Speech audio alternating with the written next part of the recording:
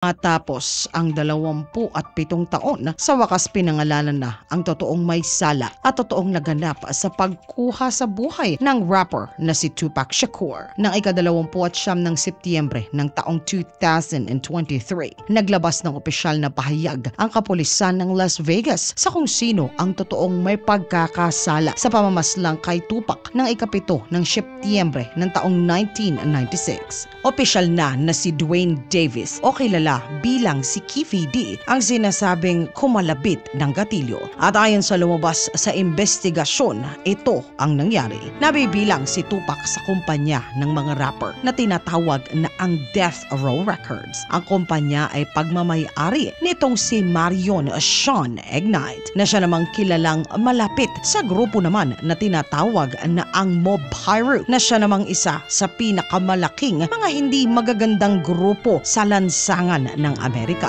Nang mga panahon na iyon, ang pinakamahigpit na kalaban ng nasabing grupo ay ang South Side Compton Crips na pinamumunuan naman nitong si Duane Davis o ni Keffe D. Gabi ng ika-7 ng Setyembre ng taong 1996, kasama ng rapper na si Tupac si Suge Knight. Kasama nila ang grupo ng Mob Piru. Sila ay papunta naman at panonoorin ang laban ni Mike Tyson sa MGM Grand Garden Arena. Samantalang ang mga miyembro naman ng kalaban nilang grupo na ang Southside kasama si Keffe D at ang pamangkin nito na si Orlando Anderson ay papunta rin sa MGM upang manood din ng parehong laban. Nang matapos na ang labanan at nanalo si Mike Tyson, nang paalis na ang miyembro ng mga Death Row Records ay natanaw nila ang pamangkin nitong si Keffe D na si Orlando na siya namang nagkataon na nakatayo malapit sa elevator ng MGM. Agad nila itong sinugod at saka pinaulanan ng sipa at suntok.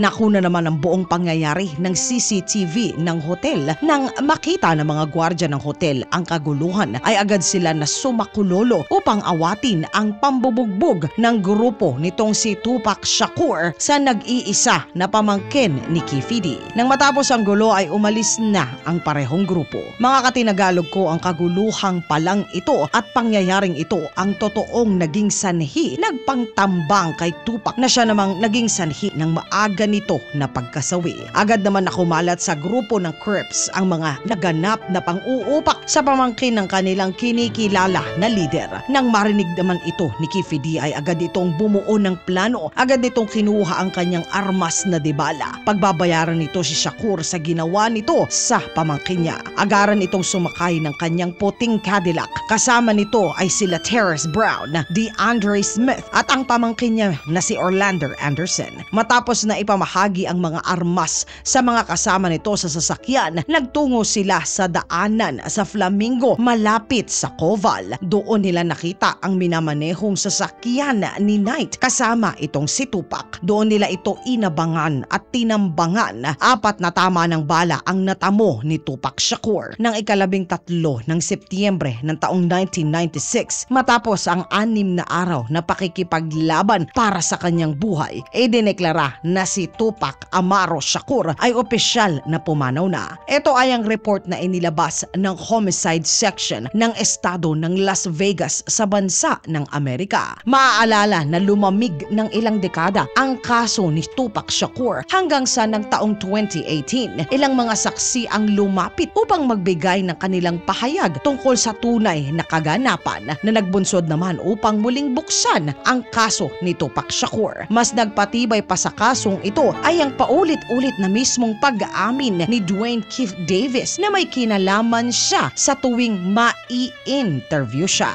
Ang investigador na nakapagresolba ng kaso ni Tupac Shakur ay si Cliff Mogg. Inabot siya ng 5 taon upang mabuo ang matibay na kaso. Kaya naman dahil sa pagpaslang kay Tupac Shakur, kinasuhan itong si Duane Keffe Davis at ilang pang mga kalalakihan sa kaso ng pamamaslang. Sa wakas mga katinagalog ko, umabot man sa napakatagal na kapanahunan, nakuha pa rin ni Tupac ang hustisya para sa kanya. Sa mga katinagalog ko na katulad ko na naghihintay ng hustisya para sa mga biktima ng karumal-dumal na mga krimen, kapit lang po mga katinagalog ko, may awa po ang Diyos sa atin. Makukuha natin ang inaasam-asam natin na katarungan. Hindi man ngayon, hindi man bukas, hindi po natutulog ang Diyos. Pasasaan ba at sa tamang panahon, pagbabayaran nila ang buhay na kinuha nila. Ang mata ng Diyos araw at gabi ay nakatuon po sa mga tao na halang ang bituka. Mga katinagalog ko, maraming salamat po sa pagsama ninyo sa segment natin sa araw na ito.